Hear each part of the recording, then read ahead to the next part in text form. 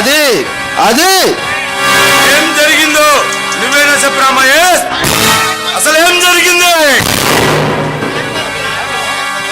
ఏమి లేదన్నా, కొన్ని సబ్బులు చూస్తుంటే నాకు చాలా బాధగా ఉందన్నా. చాలు, ఇక చాలు. ఆ తర్వాత ఏం జరిగిందో నేను చెప్తారా? మీరు బంధించి తీసుకెళ్ళినా ఆ ఎస్ఐ శివరాముని ఆ భయంకర్ గారు చంపేశాడు కదా, అంతేనా? అవునన్నా, కాపాడదామని ఎంతో ప్రయత్నించాం, కానీ వాడి స్థానం నుండి తప్పించలేకపోయాం. అన్న ప్రాణాలు తీసే హక్కు వాడికి ఎవడిచ్చాడురా? వాడిని అంత తేలిక వదిలిపెట్టే పరిస్థితి లేదు.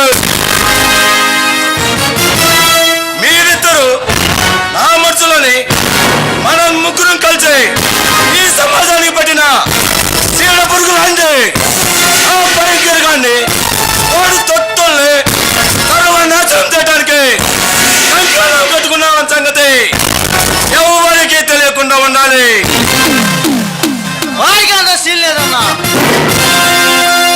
తెలుగు సముదాయానికి భయంకర్ గారు ప్లానింగ్ చేస్తున్నాడు అన్న.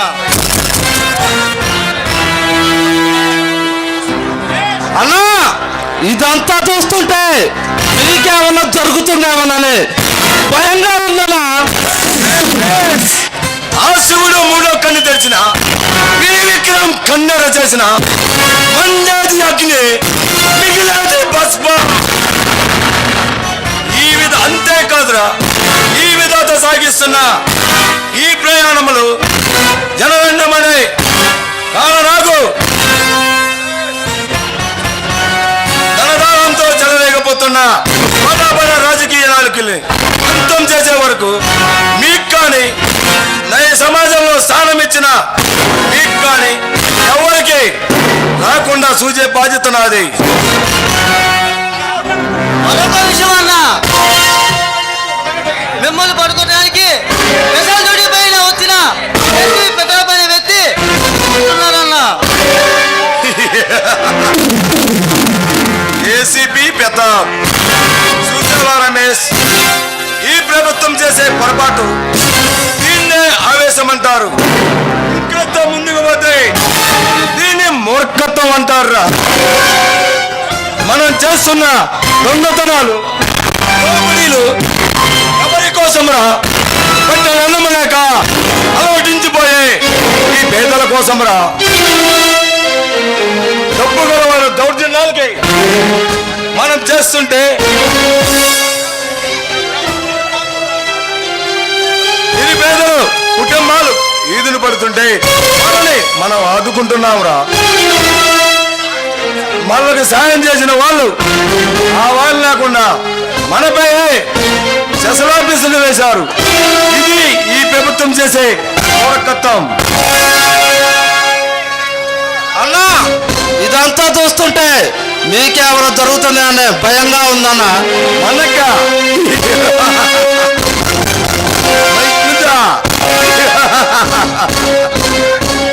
ఏమిటి మహేష్ పిరిగి వల్ల మాట్లాడుతున్నా?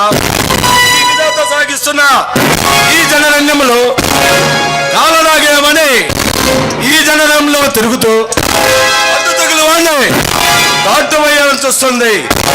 కానీ మనం భయపడి వదిలేస్తామారా? లేదురా, దాన్ని తెలివిగా నాకు సగం మోదే బుట్టలో పెట్టగలవాడేరా ఈ విక్రమ్. అన్నా, ఆటల మొదల ముందు ఫ్యాక్టరీలో కల్తీ మందులతో వేల మంది చనిపోతున్నారన్నా.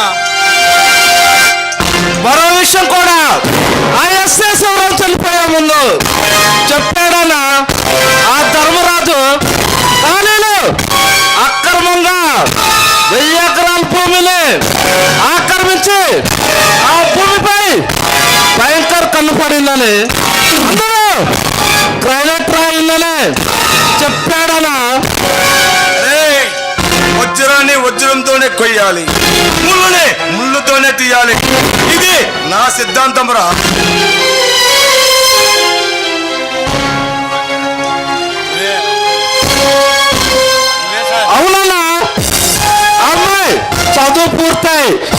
ఈ మధ్యనే ఈ విజయనగరానికి వచ్చింది.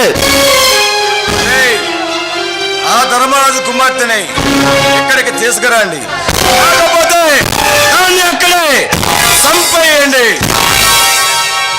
వెళ్ళండి. అలాగే అన్నా. అన్నా, అమ్మాయి పేరు స్వప్న, రియల్ ఎస్టేట్ గోల్డ్ మినిస్టర్ అన్నా.